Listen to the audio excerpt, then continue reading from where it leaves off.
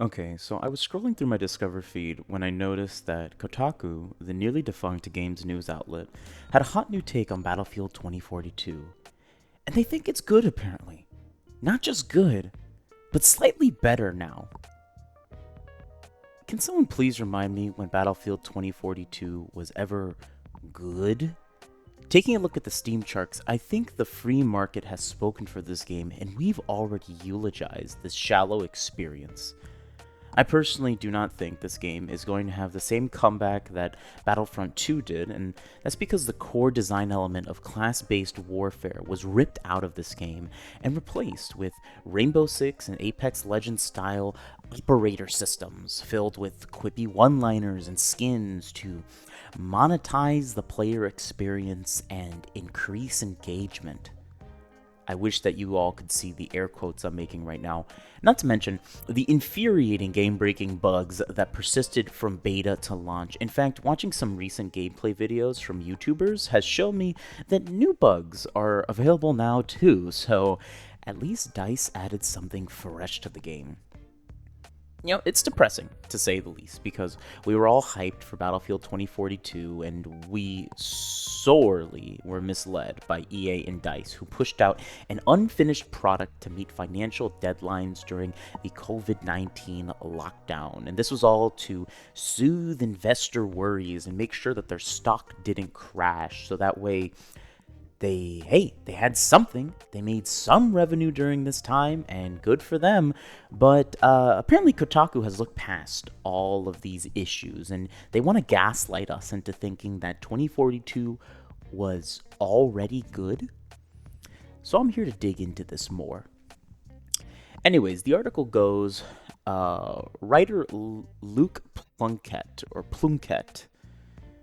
I don't know which one it is. Writer Luke Plunkett, whose previous works include exposing Square Enix and Roblox for ignoring climate change and hitting us with the breaking news that Amaranth has streamed more Overwatch than hot tubs in the last month. Well, he brings us this gem of journalistic artistry, basically saying that Battlefield 2042's Season 3 makes a good game slightly better. And he writes, like Season 2, this inches the game ever closer to being what we would have expected at launch. Yeah, that's an understatement. What we expected at launch was a completed title, and what we got was an unfinished mess. But you know what? Go off, Luke. Let's continue. The last time we took a look at Battlefield 2042, the beleaguered online shooter had just released its second major update and was finally starting to feel like something approaching a finished video game.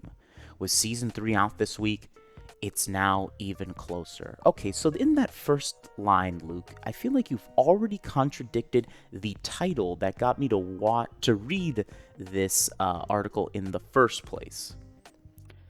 I thought Battlefield 2042 was good.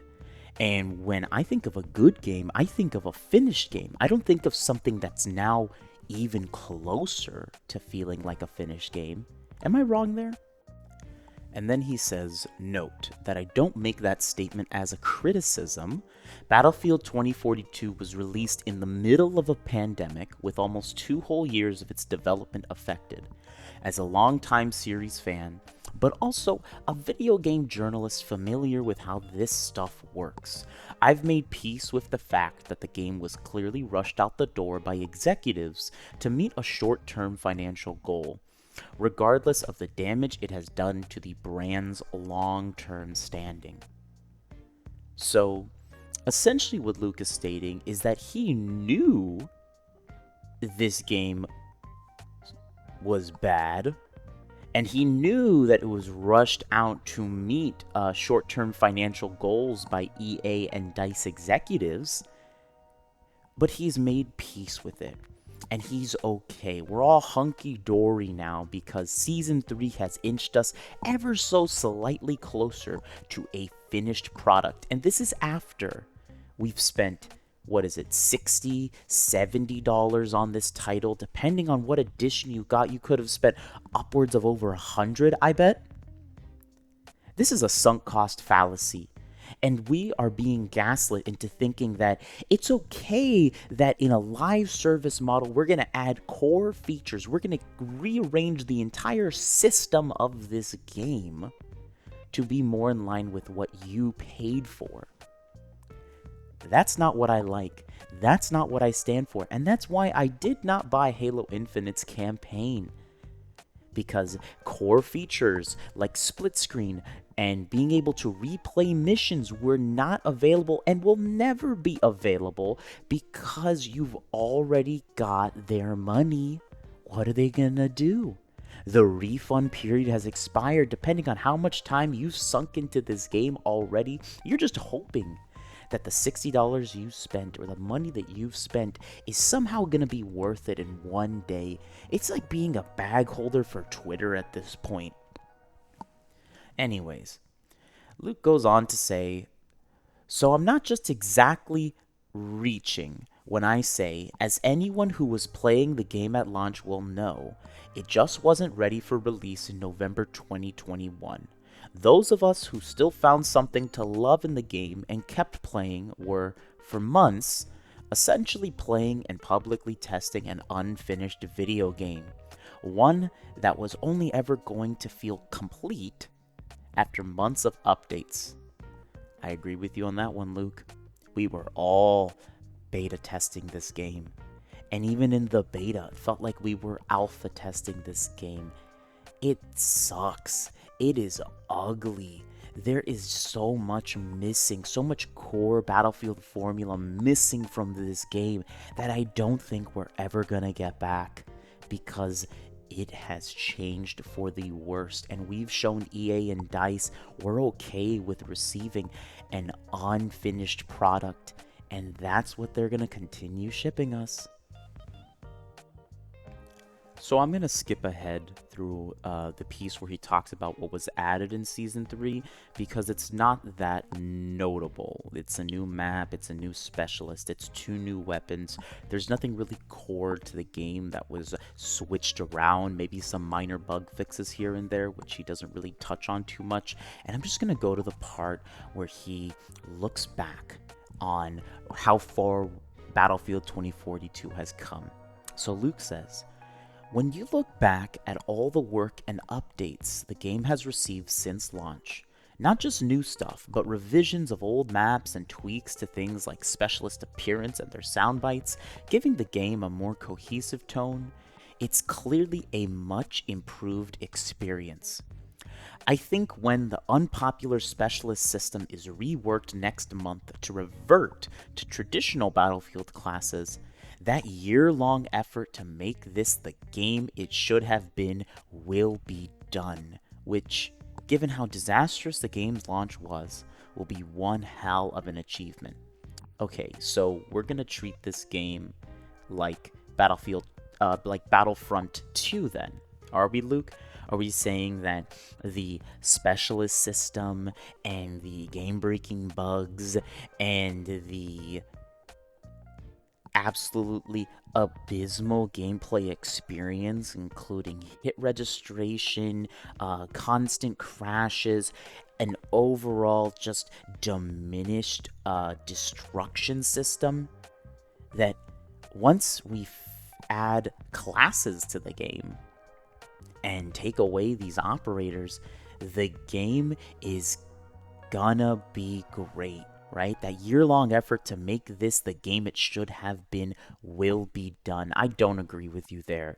I think the main issue that we saw with Battlefront 2 was the monetizable star card system, which quickly got reverted, quickly got fixed because of the fan reactions to it and just the disastrous reaction that folks had to Battlefront 2. And now it feels like a much improved experience with, honestly, a more beautiful game despite coming out years before Battlefield 2042. I think the comparison there between Battlefield 2042 and Battlefront 2 stops at the point where fans had a negative reaction towards it, because Battlefront 2 already had a solid gameplay experience. It already had a class system. It gave you all of the heroes once they fixed the monetizable aspect to the game. And once they were able to rework that, then we got to the already solid product beneath. They just had to rip a layer off. But when you look at Battlefield 2042, these are built into the game. It's more akin to Shadow of Wars, the sequel to Shadow of Mordor, their monetizable orc system, their nemesis system, right? It changed the formula for the worse, and it changed that core gameplay, the core elements to it. And that's the issue we've seen with Battlefield 2042. And then Luke goes on to say, and yet it also can't have us help but wonder, what could this game have been if the last 12 months had been free to add to the game rather than just perform emergency repairs?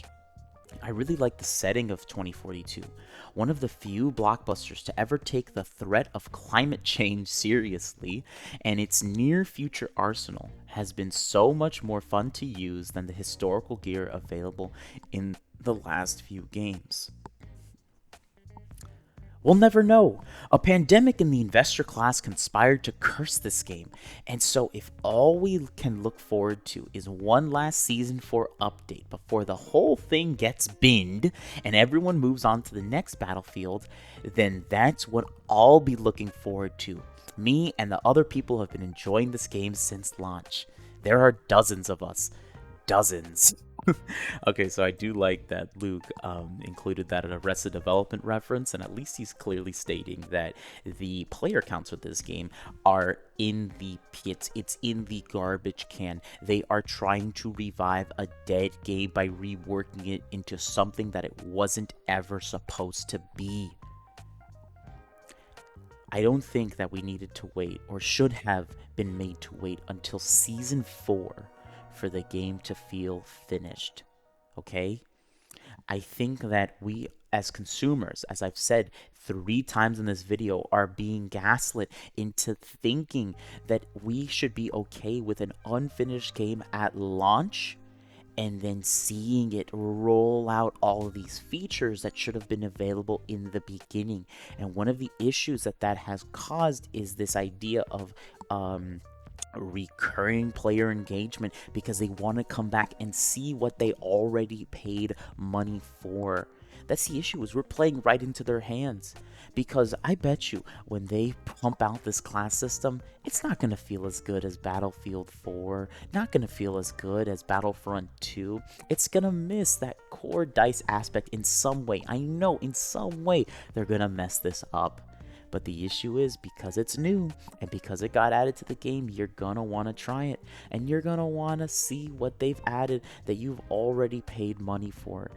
And I say that as a No Man's Sky fan, alright? I knew that the game was bad when it released, and it's constantly getting better with these new updates, but I think Hello Games still knows in the back of their mind, wow, we really screwed the pooch at launch, and we need to make it up back to them. We need to create a finished product that folks spent $60 for. And the issue is, when fans like me now enjoy No Man's Sky, and when we enjoy Modern Warfare 2 or Halo Infinite, when they release co-op, and when they actually finish the game that they said they were going to have, it only plays into the hands of these companies who think that they can rush out these jobs and send us unfinished work. And we shouldn't give credit for unfinished work. Thank you everybody for watching. Let me know what you think in the comments below. I know this is a longer video than the ones I've made before, but I just had to state it out there. Battlefield 2042 is not a good game. It's not ever going to be a good game. And once it goes free to play, maybe I'll give it a try. Thanks everyone for watching. Let me know what you think. See ya.